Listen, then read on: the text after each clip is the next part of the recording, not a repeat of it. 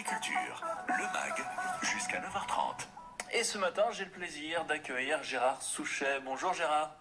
Bonjour Romain, bonjour à tous. Bienvenue sur France Bleu Armorique. Vous êtes magicien et organisateur du festival international Vive la Magie créé à Rennes et qui est désormais l'un des plus importants festivals de magie d'Europe. Alors ce matin, vous avez décidé dans votre carte blanche de nous partager l'œuvre d'un grand artiste, Pierre Étex. Alors est-ce que pour les plus jeunes qui nous écoutent, vous pouvez présenter en quelques mots cet artiste ?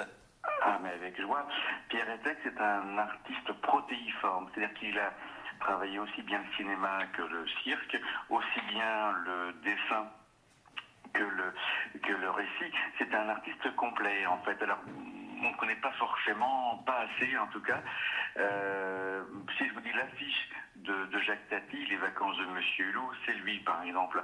C'est lui qui dessine. Il a écrit tout un tas de gags en fait pour Jacques Tati notamment, mais pas seulement. Il a aussi réalisé des courts-métrages. Il a beaucoup travaillé avec Jean-Claude Carrière, qui est décédé récemment malheureusement. Jean-Claude Carrière était quand même un grand scénariste en fait, qui a travaillé pour Buñuel notamment, mais plein d'autres. Et ils étaient très très proches tous les deux. Ils ont écrit un tas d'ouvrages ensemble. Je dis ouvrages parce qu'il y a des livres assez croustillants, notamment qu'ils ont écrit tous les deux, mais aussi un court-métrage qui a quand même reçu un Oscar à Hollywood quand même. Donc je connais pas beaucoup de Français qui ont été oscarisés. Voilà. Puis Pierre Étex, c'est aussi des livres absolument incroyables et très très très vivants, très très animés en fait, avec du sens, parce que c'était ça aussi Pierre Étex. On faisait pas rire pour faire rire, mais on faisait rire parce que ça ouvrait un champ de perspective. C'était un vrai propos dans le gag en fait. Voilà. Il a écrit des tas de choses. Je pense que j'ai un petit livre qui s'appelle « Il faut appeler un clown », et je trouve que beaucoup de gens devraient le relire, ce petit ouvrage, parce qu'il donne des éléments fondamentaux sur l'art de la comédie. Et, voilà, il y a ça, mais il y a aussi plein d'autres livres en fait qui sont, je pense notamment au carton à chapeau, au dactylographisme, qui sont des tas d'ouvrages, des tas de livres que Pierre Étex a écrits, qui sont absolument passionnants, et on se rend compte qu'en 2020, en fait, on n'a rien inventé.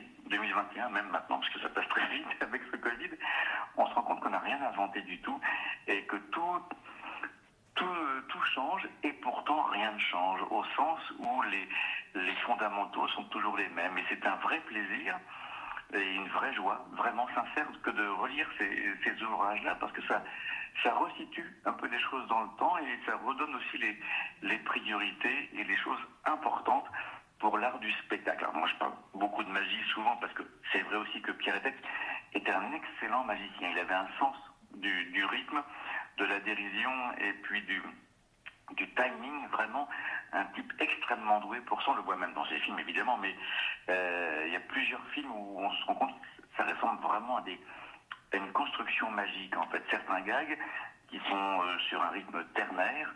Je vais faire pas trop très technique, mais il a vraiment théorisé un petit peu le gag ternaire. C'est vraiment très intéressant aussi de ce côté-là. Vous voyez, Pierre Étex, qui est la définition de l'artiste. Est-ce que c'est quelqu'un qui vous a inspiré pour votre carrière ? Oh que oui, il m'a beaucoup accompagné. J'ai eu la chance de le rencontrer, de partager un dîner avec lui. Je peux vous dire, c'est un des moments forts de ma vie d'artiste, en fait, et de ma vie humaine, tout simplement. Rencontrer ce grand bonhomme, enfin j'ai rencontré plusieurs fois, mais notamment un dîner, et c'était vraiment un moment extrêmement dense, parce qu'il ne parlait pas pour ne rien dire, il avait toujours quelque chose à raconter, et avec toujours du sens derrière. Et c'est en ça que c'est aussi un grand artiste. Il n'est pas juste dans la vitrine, dans la façade, mais il a quelque chose de plus important à raconter, en fait. Et c'est ça qui fait aussi son importance dans le métier, c'est cette humanité qu'il amène derrière. On ne fait pas rire pour faire rire, je vous l'ai dit tout à l'heure, mais c'est ça, vraiment le rire est quelque chose de trop important pour le laisser aux amateurs, entre guillemets. On peut voir encore des œuvres de Pierre Étex, notamment sur Internet ? Ah oui, sur Internet un petit peu. Mais il y a un coffret qui est sorti il y a quelques temps maintenant, qui s'appelle C'est ça, Pierre Étex, où vous avez tous ses films, toute sa filmographie, les courts-métrages, mais aussi les longs-métrages, tous ces films qui ont été réédités en DVD, qui sont vraiment absolument formidables. Alors c'était très très long cette histoire parce que son producteur d'avant, en fait, en tout cas la succession du producteur refusait d'ouvrir les droits à la diffusion.